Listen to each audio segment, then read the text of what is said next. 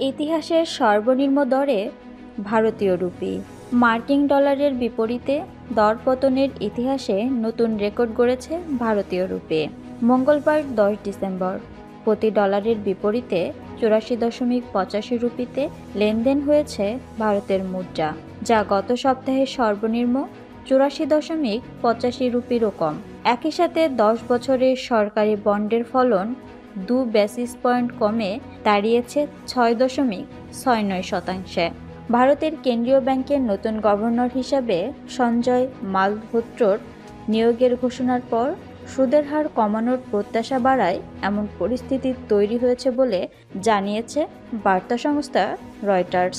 মালহোত্রা আগামী 11 ডিসেম্বর থেকে দায়িত্ব নেবেন। বিদায়ী গভর্নর শক্তিকান্ত দাসের 6 বছরের মেয়াদ মঙ্গলবার শেষ হয়েছে। অর্থ মন্ত্রণালয়ের রাজস্ব সচিব হিসাবে দায়িত্ব পালন করা সঞ্জয় মালহোত্রাকে 3 বছরের জন্য ব্যাংক অব ইন্ডিয়া আরবিআই এর গভর্নর পদে নিয়োগ দেওয়া হয়েছে। ট্রেডাররা জানিয়েছেন, রুপির পতন রোধে হস্তক্ষেপ করেছে আরবিআই। ভারতের কেন্দ্রীয় ব্যাংক সুদের হার অপরিবর্তিত রেখেছে, তবে 6 ডিসেম্বর নগদ সংরক্ষণ অনুপাত কমানোর মাধ্যমে কার্যত মুদ্রানীতি শিথিল করেছে তারা।